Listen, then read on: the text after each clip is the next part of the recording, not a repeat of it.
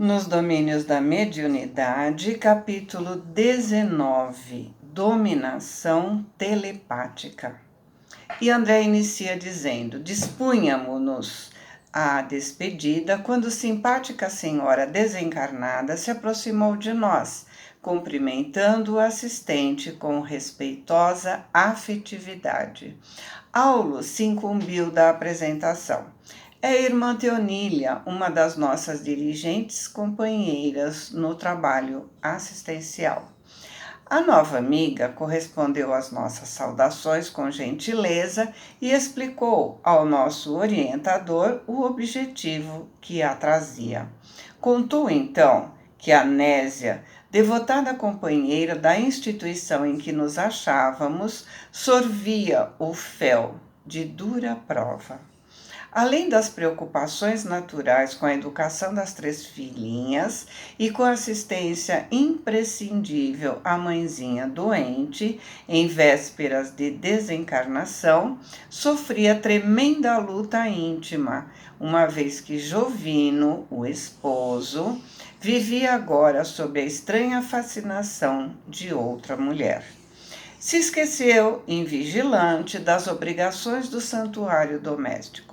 Parecia de todo interessado da companheira e das filhas, como que tivesse voltado às loucuras da primeira juventude, como se nunca tivesse abraçado a missão de pai. Ou seja, voltou a ser um garotão. Dia e noite deixava-se dominar pelos pensamentos da nova mulher que o enlaçou na armadilha de mentirosos encantamentos. Em casa, nas atividades da profissão ou na via pública, era ela, sempre ela, a dona da sua mente, desprevenida. O mísero se transformou num obsediado autêntico sob a constante atuação da criatura que anestesiava o seu senso de responsabilidade para consigo mesmo. Cena mais que comum, né, gente? Todos nós já vimos alguém que se apaixona. Esse é um processo de impregnação mental, envolvimento hipnótico de uma mente dominadora que controla as emoções de uma outra mais despreparada, que troca os valores pelo fruto do prazer. Aulus não poderia interferir? Não seria justo afastar semelhante influência como se extirpa uma chaga com o socorro operatório? O assistente a ouviu com calma e falou resumidamente: conheço a Nésia e nela estimo admirável irmã. Há meses não disponho de oportunidade para visitá-la como venho desejando. De certo, não me negarei à ajuda fraternal.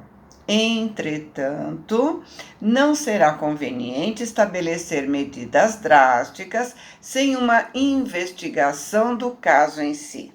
Sabemos que a obsessão entre desencarnados ou encarnados, sob qualquer prisma em que se mostre, é uma enfermidade mental, reclamando por vezes tratamento de longo tempo. Quem sabe se o pobre Jovino não estará nas condições de um pássaro hipnotizado, apesar do corpanzil que aparenta robustez no plano físico? E Teonília respondeu: do que posso perceber, apenas vejo um homem comprometido em trabalho digno, ameaçado por perversa mulher. E o nosso instrutor atalhou condescendente: oh, não a classifique com semelhante adjetivação. Acima de tudo, é imprescindível aceitá-la por infeliz irmã. Ou seja, em nenhuma circunstância devemos julgar, não podemos tirar conclusões precipitadas. E Teonília, reajustando-se, exclamou: sim, concordo. De qualquer modo, lhe peço a caridosa intercessão. Anésia tem sido uma colaboradora providencial em nossas tarefas. Não me sentiria satisfeita cruzando os braços. Faremos tudo que seja viável no círculo das nossas possibilidades. Porém, é imprescindível analisar o passado para concluir sobre as raízes da ligação indevida a que nos reportamos. Então, não sabemos os antecedentes do outro, né? Não sabemos o que foi combinado antes do reencarne. Como é que a gente pode querer fazer alguma coisa? E, imprimindo grave tonalidade à voz, o assistente anunciou: Jovino estará voltando a impressões do passado? Não será uma provação que o nosso amigo terá traçado à própria consciência com a finalidade redentora e a qual não sabe agora como resistir? Teonília esboçou um gesto de humildade silenciosa, enquanto Aulus rematava afagando seus ombros. Guardemos otimismo e confiança. Amanhã, à noitinha, conte conosco no lar de Anésia. Sondaremos de perto o que nos caiba fazer. Nossa amiga expressou reconhecimento e se despediu sorrindo. Então, nós conhecemos como obsessão aquela do plano espiritual para o plano físico, ou seja, de espírito para encarnado. Existe também a obsessão de espírito para espírito, ou seja, adversários que se encontram no plano espiritual e continuam se atacando. Existe obsessão do encarnado para o espírito. Por exemplo, quando uma pessoa perde um ente querido e não aceita, fica querendo estar junto, fica toda hora chamando por aquela criatura. E existe a obsessão de encarnado para encarnado. Por exemplo, o ciúme, o domínio, a posse, perseguições, antipatias. A gente não tinha pensado nisso, né? A gente só pensa em obsessão de desencarnado para encarnado. E agora ele falou nessas obsessões, né? Então, por isso que eu dei assim, essa divisão de possibilidades. Nesse caso, né, a Teonília está mostrando esse tipo de obsessão, né? Encarnado para encarnado. Uma mulher que está atuando sobre outro encarnado. E outra encarnada, né? Porque ela está atuando sobre o casal, né? A sós conosco, durante o regresso ao nosso templo de trabalho e de estudo, Aulus salientou a nossa oportunidade de prosseguir observando. O assunto se prendia naturalmente a problema de influenciação e teríamos oportunidade de examinar fenômenos mediúnicos importantes na esfera comum da experiência de muitos. Com efeito, em momento pré-estabelecido, nos reunimos no dia seguinte para a excursão programada. Atingimos a estação de destino ao anoitecer. Teonília nos aguardava no pórtico do domicílio confortável, sem ser luxuoso. Pequeno roseiral à entrada dizia sem palavras dos belos sentimentos dos moradores. Guiados pela nossa amiga, chegamos ao interior doméstico. A família se entregava à refeição. Uma senhora jovem servia atenciosamente a um cavalheiro maduro e bem posto, ladeado de 3 meninas, das quais a mais moça revelava a graça primaveril dos 14, 15 anos. Claro que o entendimento da véspera dispensava novas informações. Aulus, no entanto, esclareceu minucioso. Anésia e Jovino estão aqui com as filhinhas Marcina, Marta e Márcia. A conversa familiar se desdobrava afetuosa, mas o dono da casa parecia contrariado. Doces apontamentos das meninas não lhe arrancavam o mais leve sorriso. Mas, enquanto o pai se demonstrava aborrecido, a mãezinha se fazia mais terna e mais contente, incentivando a conversa das duas filhas mais velhas, que comentavam episódios engraçados do bazar de quinquilharias em que trabalhavam juntas. Terminado o jantar, a senhora se dirigiu à mais moça e recomendou com carinho: Márcia, minha filha, volte à vovó e espere por mim. Nossa doente não deve estar a sós. A pequena obedeceu de bom grado e, transcorridos alguns instantes, Marcina e Marta saíram, sala próxima, em conversa mais íntima. Dona Nésia reajustou a copa e a cozinha, trabalhando em silêncio, enquanto o marido se esparramava numa poltrona, devorando os jornais vespertinos.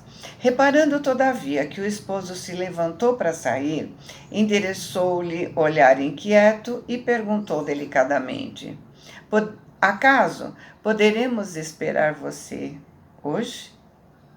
Hoje? Hoje?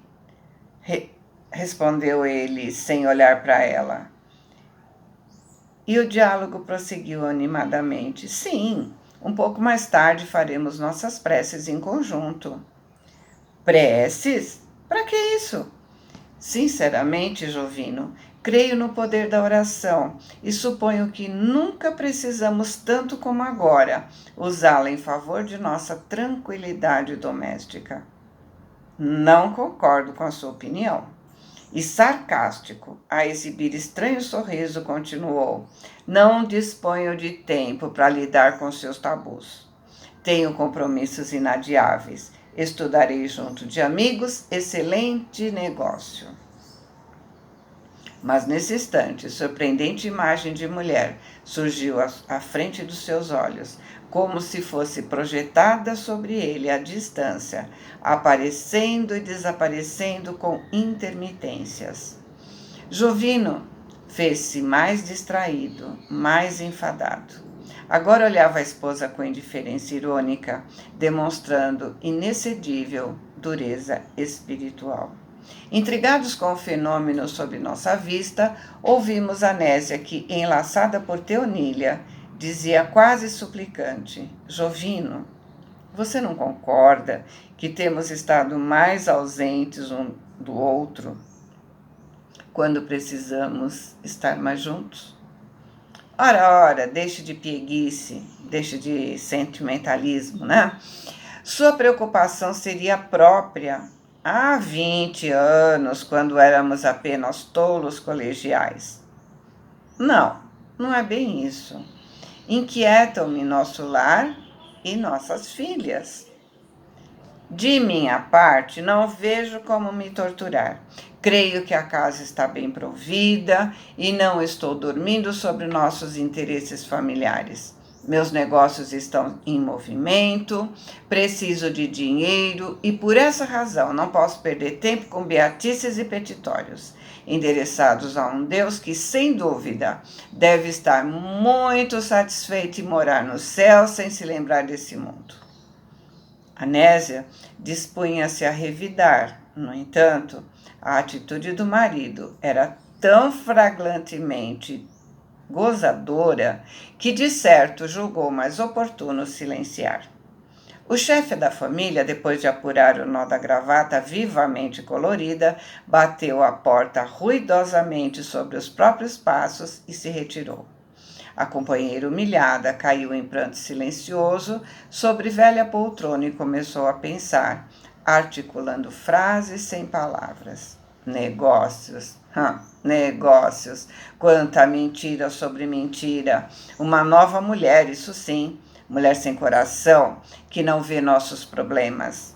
Dívidas, trabalhos, canseiras, nossa casa hipotecada, nossa velhinha a morrer, nossas filhas cedo arremessadas à luta pela própria subsistência. enquanto as reflexões dela se faziam audíveis para nós, irradiando-se na sala estreita, vimos de novo a mesma figura de mulher que surgiu à frente de Jovino, aparecendo e reaparecendo ao redor da esposa triste, como que a fustigar o seu coração com invisíveis estiletes de angústia, porque Anésia sentia agora indefinível mal-estar.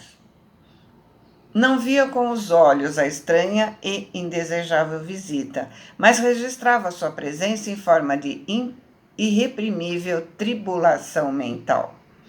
De inesperado, passou da meditação pacífica a tempestuosos pensamentos. Lembro-me dela sim, refleti agora em franco desespero. Eu a conheço. É uma boneca de perversidade. Há muito tempo vem sendo um veículo de perturbação para a nossa casa. Jovino está modificado. Nos abandona pouco a pouco. Parece detestar até mesmo a oração. Ai, que terrível criatura, uma adversária como essa, que se intromete em nossa existência à maneira de uma víbora traiçoeira. Se eu pudesse, haveria de esmagá-la com meus próprios pés. Mas hoje tenho uma fé religiosa que protege meu coração contra a violência. Porém, à medida que Anésia monologava intimamente em seus termos de revide, a imagem projetada de longe se aproximava dela com maior intensidade, como se corporificasse no ambiente para dar a ela mais amplo mal-estar. Ou seja, quanto mais ela se mantinha no padrão negativo, mais a imagem se aproximava dela. A mulher que empolgava o espírito de Jovino, ali surgia agora visivelmente materializada aos nossos olhos, dizia André. E as duas, assumindo a posição de francas inimigas, passaram a contenda mental, ou seja, a Anésia encarnada e a forma materializada aos olhos dos espíritos daquela alma passaram a uma guerra mental. Lembranças amargas, palavras duras, recíprocas acusações. A esposa atormentada passou a sentir desagradáveis sensações orgânicas. O sangue vinha à sua cabeça com abundância, impondo-lhe aflitiva tensão cerebral. Quanto mais aumentava seus pensamentos de revolta e amargura, mais aumentava o seu desequilíbrio físico. Teonília afagou-a carinhosa e informou ao nosso orientador. Há muitas semanas, diariamente se repete esse conflito. Temo pela saúde da nossa companheira. Aulus se apressou em aplicar recursos magnéticos de alívio em Anésia, e desde então as manifestações estranhas diminuíram até completa cessação. Efetivado o reajustamento relativo de Anésia e percebendo a nossa curiosidade, o assistente esclareceu. Atualmente, Jovino permanece sob enérgica dominação telepática, a que se rendeu facilmente, e se considerando que marido e mulher respiram em regime de influência mútua, a atuação que o nosso amigo vem sofrendo envolve a Anésia e a atinge de modo lastimável, porque a pobrezinha não tem sabido se imunizar com os benefícios do perdão incondicional. Então, ela não entendeu que a única forma de se manter equilibrada é vibrar positivamente, enxergando o marido como alguém descabeçado, iludido. Hilário, intrigado, perguntou: examinamos um fenômeno comum? Intensamente comum, generalizado. É a influenciação de almas encarnadas entre si, que às vezes alcança o clima de perigosa obsessão. Milhões de lares podem ser comparados a trincheiras de luta, em que pensamentos guerreiam pensamentos, assumindo as mais diversas formas de angústia e repulsão. E poderíamos enquadrar o assunto nos domínios da mediunidade? Perfeitamente. Mas é importante acrescentar ainda que o fenômeno pertence à sintonia. Muitos processos de alienação mental têm essas origens. Ou seja, é uma obsessão telepática entre encarnados que se origina na sintonia. Marido e esposa sendo dominados telepaticamente por uma mulher. E ele continua: muitas vezes, dentro do mesmo lar, da mesma família ou da mesma instituição, adversários ferrenhos do passado se reencontram, chamados pela esfera superior ao reajuste. Raramente conseguem superar a aversão de que se veem possuídos uns à frente dos outros, e alimentam com compaixão no íntimo de si mesmos os raios tóxicos da antipatia que, concentrados, se transformam em venenos magnéticos, suscetíveis de provocar a enfermidade e a morte. Para isso, não será necessário que a perseguição recíproca se expresse em disputas visíveis. Ou seja, não precisa chegar às vias de fato, socos, xingamentos, enfim.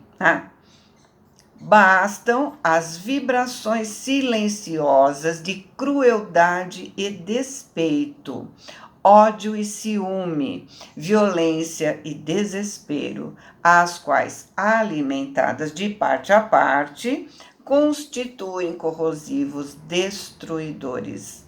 Então, de novo, ele nos alerta do poder da mente, da capacidade criadora da nossa mente. Essa capacidade é para o bem ou para o mal. Como ele disse, mesmo silenciosa, pode nos levar à doença e até à morte por envenenamento mental. Nós temos a tendência, o impulso de aceitar como verdade aquilo que desejamos acreditar. Se uma ideia é aceita pela consciência interior, ela é real para a pessoa. Muitas pessoas adoecem porque acreditam estar doentes e não por estarem doentes de verdade. Muitas pessoas morrem porque acreditam que não tem mais jeito. Terminada a ligeira pausa, o assistente continuou. O pensamento se exterioriza e se projeta, formando imagens e sugestões que arremessa sobre os objetos que se propõe atingir.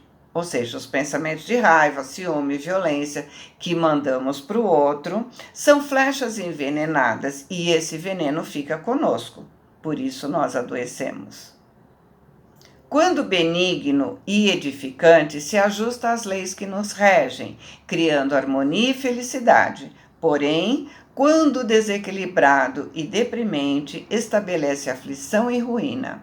A química mental vive na base de todas as transformações, porque realmente evoluímos em profunda comunhão telepática com todos aqueles encarnados ou desencarnados que se afinam conosco.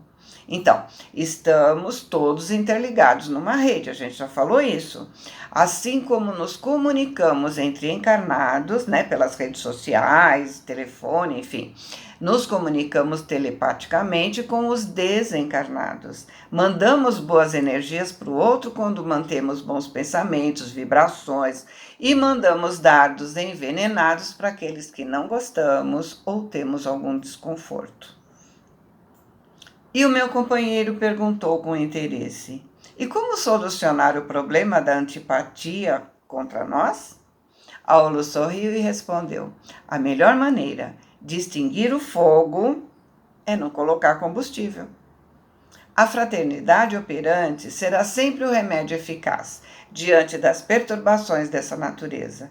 Por isso mesmo, Cristo nos aconselhava o amor aos adversários, o auxílio aos que nos perseguem, a oração pelos que nos caluniam, como atitudes indispensáveis à garantia de nossa paz e de nossa vitória. Porém, nesse instante, Anésia consultou o relógio e se levantou. 20 horas.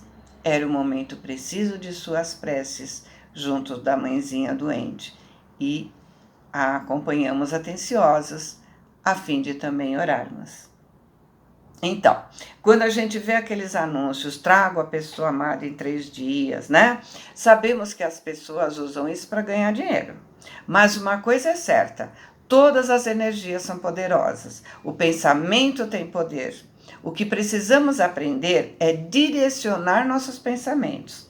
É através do nosso pensamento e do nosso afeto verdadeiro que nós fechamos as portas ou nos deixamos vulneráveis. Se acreditarmos em magia negra, algo de ruim acontecerá. Não porque a magia negra tem poder, mas porque aquele que teme a magia negra, por sinceramente acreditar em sua existência e em seu poder, pela sugestão da própria mente, irá automaticamente ficar escravizado pelo medo e, ao mesmo tempo, se torna vítima dos males inventados por sua mente. É a ação e reação, ou causa e efeito. Então, lembremos que os mesmos poderes mentais que temos para destruir ou para nos destruir, temos para transmitir ideias, sugestões ou comandos benéficos, construtivos, criativos e regeneradores que podem trazer saúde, felicidade, esperança, motivação. Podemos oferecer alegria ao invés de tristeza, esperança ao invés de desânimo. Podemos vibrar amor ao invés de sentimentos inferiores como ciúme, raiva, né? Estamos entre pessoas que precisamos estar para ajudar, para perdoar ou para sermos perdoados. Quando estivermos com pessoas pelas quais temos antipatia, vamos lembrar que aceitamos ou nos propusemos estar com essas pessoas para acertarmos as nossas arestas. Não precisamos conviver com eles, mas precisamos lembrar que o Mestre nos disse para caminharmos milhas com eles para nos acertarmos. Quanto mais cedo nos acertarmos, melhor. Quando você percebe que alguém não gosta de você, ore por essa pessoa. É isso que Jesus nos pede quando diz: ame o seu inimigo. Lembrando que inimigo feliz não tem tempo para se preocupar com você. Pense nisso. Boa semana, fiquem com Deus. Amo vocês.